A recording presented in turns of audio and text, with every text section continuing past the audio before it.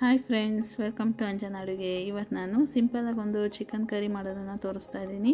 ಯಾವಾಗಲೂ gravy, dry roast ಆ ಥರ ಮಾಡ್ತಾನೆ ಇರ್ತೀವಿ. ಇದು ಚಪಾತಿ, ಮುದ್ದೆ, ಅನ್ನಕ್ಕೂ ಎಲ್ಲದಕ್ಕೂ ಸೂಟ್ ಆಗುವಂಥ ಒಂದು ಚಿಕನ್ ಕರಿನ ಮಾಡೋದು ತೋರಿಸ್ತೀನಿ. ಬನ್ನಿ ಹೇಗೆ ಮಾಡೋದಂತ ನೋಡ್ಕೊಂಬರೋಣ. ಒಂದು ಪ್ಯಾನ್ ಇಟ್ಕೊಂಡು ಫಸ್ಟು ಸ್ವಲ್ಪ ಎಣ್ಣೆ ಹಾಕ್ಕೊಳ್ಳೋಣ. ಎಣ್ಣೆ ಹಾಕ್ಕೊಂಡು ಒಂದು ಆನಿಯನ್ನ ಹಾಕ್ಕೊತಾ ಇದ್ದೀನಿ. ಅದು ಸ್ವಲ್ಪ ಫ್ರೈ ಆಗಬೇಕು. ಅದಕ್ಕೆ ಒಂದು ಟೊಮ್ಯಾಟೊನ ಹಾಕ್ಕೊಳ್ಳೋಣ. ಇಲ್ಲಿ ನಾನು 1 kg ಅಷ್ಟು ಚಿಕನ್ಗೆ ಮಾಡ್ತಾ ಇರೋವಂಥದ್ದು. ಸ್ವಲ್ಪ ಉಪ್ಪು ಹಾಕ್ಕೊಂಡು ಇದನ್ನು ಬಾಡಿಸ್ತಾ ಹೋಗಬೇಕು. ನೋಡಿ, ಇಷ್ಟು ಬಾಡಾದಮೇಲೆ ಇದನ್ನು ಒಂದು ಕಡೆ ಸಪ್ರೇಟ್ ತೆಗೆದಿಟ್ಕೊಬೇಕು. ಇದನ್ನು ರುಬ್ಕೊಬೇಕಾಗುತ್ತೆ. ಹಾಗಾಗಿ ಒಂದು ಕುಕ್ಕರ್ ಇಟ್ಕೊಂಡ್ಬಿಟ್ಟು, ಅಥವಾ ನೀವು ಪಾತ್ರೆನಾದರೂ ಮಾಡ್ಕೊಬೋದು. ಏಕೆಂದರೆ ನಾವು ಬಾಯ್ಲರ್ ಚಿಕನ್ ಆಗಿರೋದ್ರಿಂದ ಪಾತ್ರೆನಲ್ಲೇ ಮಾಡ್ಕೊಬೋದು. ಇದಕ್ಕೆ ಸ್ವಲ್ಪ ಎಣ್ಣೆ ಹಾಕ್ಕೊಂಡು ಈರುಳ್ಳಿನ ಹಾಕ್ಕೊತಾ ಇದ್ದೀನಿ. ಈರುಳ್ಳಿ ಫ್ರೈ ಆದಮೇಲೆ ತೊಳೆದಿರೋಂಥ ಚಿಕನ್ನ ಹಾಕ್ಕೊಳ್ಳೋಣ.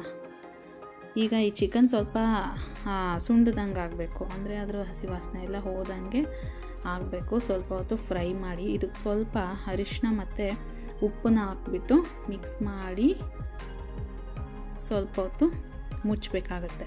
ಅಂದರೆ ಇದಕ್ಕೆ ಸ್ವಲ್ಪ ಇನ್ನು ಜಿಂಜರ್ ಗಾರ್ಲಿಕ್ ಪೇಸ್ಟ್ನೂ ಹಾಕ್ಬಿಡೋಣ. ನೋಡಿ, ಜಿಂಜರ್ ಗಾರ್ಲಿಕ್ ಪೇಸ್ಟು ಅದು ಹಸಿರು ಮೆಣಸಿನ್ಕಾಯಿ ಜೊತೆ ರುಬ್ಕೊಂಡಿರೋದು, ಹಾಗಾಗಿ ಗ್ರೀನ್ ಇದೆ ಅಷ್ಟೇ. ಇದನ್ನೆಲ್ಲ ಮಿಕ್ಸ್ ಮಾಡಿ ಮುಚ್ಚಿಬಿಡೋಣ.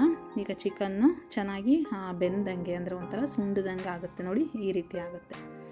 ಈಗ ಇದಕ್ಕೆ ಸ್ವಲ್ಪ ಪುದೀನ ಮತ್ತು ಕೊತ್ತಂಬರಿ ಸೊಪ್ಪನ್ನ ಹಾಕ್ತಾಯಿದ್ದೀನಿ. ಮತ್ತು ಮುಚ್ಚೋಣ. ಈಗ ಇದು ಆರಿರುತ್ತೆ. ನಾವು ಈರುಳ್ಳಿ ಟೊಮೆಟೊ ರುಬ್ಬಿರೋ ಅಂಥದ್ದು, ಅದನ್ನು ಮಿಕ್ಸಿಗೆ ಹಾಕ್ಕೊಂಡು ನೀರು ಹಾಕಬೇಡಿ, ಹಾಗೆ ಗ್ರೈಂಡ್ ಮಾಡ್ಕೊಂಬರೋಣ. ಈಗ ಚಿಕನ್ ಏನಾಗಿದೆ ನೋಡೋಣ. ಈ ಥರ ಒಂದ್ಸರಿ ಮಿಕ್ಸ್ ಮಾಡ್ಕೊಬಿಡೋಣ. ಈ ರುಬ್ಬಿರೋಂಥ ಈರುಳ್ಳಿ ಟೊಮೆಟೊ ಪೇಸ್ಟ್ನ ಹಾಕ್ಕೊಳ್ಳೋಣ. ಮಿಕ್ಸ್ ಮಾಡ್ಕೊಳ್ಳೋಣ ಒಂದ್ಸರಿ. ಮತ್ತು ಇದಾಗೆ ಇರಲಿ.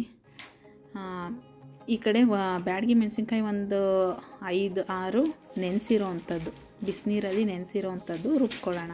ಇದು ಆಪ್ಷನಲ್. ಇದು ನಾನು ಸ್ವಲ್ಪ ಕಲ್ಲರ್ಗೋಸ್ಕರ ಹಾಕ್ತಾ ಇರೋದು. ಚೆನ್ನಾಗಿರುತ್ತೆ ಒಂಥರ ಕಲ್ಲರ್ ಇದು ಹಾಕಿದ್ರೆ, ಅಟ್ರಾಕ್ಷನಾಗಿ ಕಾಣುತ್ತೆ ಕಲರು, ಅದಕ್ಕೋಸ್ಕರ. ಇದು ಧನಿಯಾ ಪುಡಿ 1.5 ಟೇಬಲ್ ಸ್ಪೂನಷ್ಟು ಧನಿಯಾ ಪುಡಿ ಹಾಕಿದೆ. ಹಾಗೆ ಸ್ವಲ್ಪ ಅಚ್ಕಾರ ಪುಡಿ ಹಾಕಿದೆ ಖಾರಕ್ಕೋಸ್ಕರ. ಅದು ಖಾರ ಏನಿರಲ್ಲ, ನಾವು ಬ್ಯಾಡಗಿ ರುಬ್ಬಿದ್ದು. ಗರಂ ಮಸಾಲ ಒಂದು 1/2 ಟೀ ಸ್ಪೂನ್ ಹಾಕ್ಕೊಳ್ಳಿ. ಖಾರನೇ ತೊಳೆದಿರೋದು ಸ್ವಲ್ಪ ನೀರನ್ನು ಹಾಕಿದ್ದೀನಿ. ಮತ್ತು ಇದನ್ನು ಮುಚ್ಚಿಬಿಡೋಣ. ಈಗ ಇದಕ್ಕೆ ಅದೇ ಜಾರ್ಗೆ ತೆಂಗಿನಕಾಯಿ ತುರಿನ ಹಾಕ್ತಾಯಿದ್ದೀನಿ. ಸ್ವಲ್ಪನೇ ಹಾಕ್ಕೊಳ್ಳಿ, ತುಂಬ ಜಾಸ್ತಿ ಎಲ್ಲ ತೆಂಗಿನಕಾಯಿ ಹಾಕಬೇಡಿ, ಆಮೇಲೆ ಅಷ್ಟು ಚೆನ್ನಾಗೋದಿಲ್ಲ. ಸ್ವಲ್ಪ ಕಾಯಿ ಮತ್ತು ಇದಕ್ಕೆ ಚಕ್ಕೆ, ಲವಂಗ, 1 ಏಲಕ್ಕಿ, ಹಾಗೆ ಸ್ವಲ್ಪ ಗಸಗಸೆ ಹಾಕ್ಕೊಂಡು ನೆನೆಸಿರುವಂಥ ಮೆಣಸಿನ್ಕಾಯಿ ನೀರನ್ನೇ ಹಾಕ್ಕೊಂಡು ರುಬ್ಕೊಬೇಕು. ನುಣ್ಣಗೆ ಪೇಸ್ಟ್ ಮಾಡ್ಕೊಳ್ಳಿ.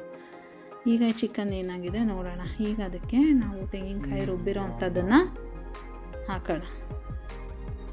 ಅದನ್ನು ತೊಳೆದಿರೋ ನೀರನ್ನು ಹಾಕೊಳ್ಳೋಣ. ಈಗ ನೀವು ಕನ್ಸಿಸ್ಟೆನ್ಸಿ ಎಷ್ಟು ಬೇಕೋ ಅಷ್ಟು ನೋಡ್ಕೊಳ್ಳಿ.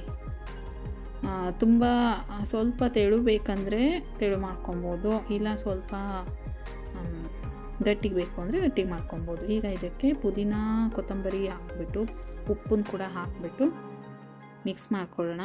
ಇದಕ್ಕೆ ನಾನು ಸ್ವಲ್ಪ ಬೆಣ್ಣೆ ಹಾಕಿದ್ದೀನಿ ಮೇಲೆಯಿಂದ. ಓಕೆ, ಈಗ ಇದು ಮುಚ್ಚಿಬಿಟ್ಟು ಒಂದೇ ಒಂದು ವಿಷಲ್ ಬೇಡವೇ ಬೇಡ, ಇದನ್ನು ಹಾಗೇ ಮಾಡ್ಕೊಬೋದು. ಏಕೆಂದರೆ ಒಂದೊಂದ್ಸರಿ ತುಂಬ ಜಾಸ್ತಿ ಕಲಿಸ್ದಂಗೆ ಆಗೋಗ್ಬಿಡುತ್ತೆ. ಹಾಗಾಗಬಾರ್ದು ಅಂದರೆ ನೀವು ಹಾಗೇ ಮಾಡ್ಕೊಬೋದು, ಇಲ್ಲ ಕುಕ್ಕರ್ ಮುಚ್ಚಿಬಿಟ್ಟು ಸ್ವಲ್ಪ ವಿಷಲ್ ಬರ್ತಿದೆ ಆಫ್ ಮಾಡಿಬಿಡಿ. ನೋಡಿ, ಈ ಥರ ಆಗಿದೆ.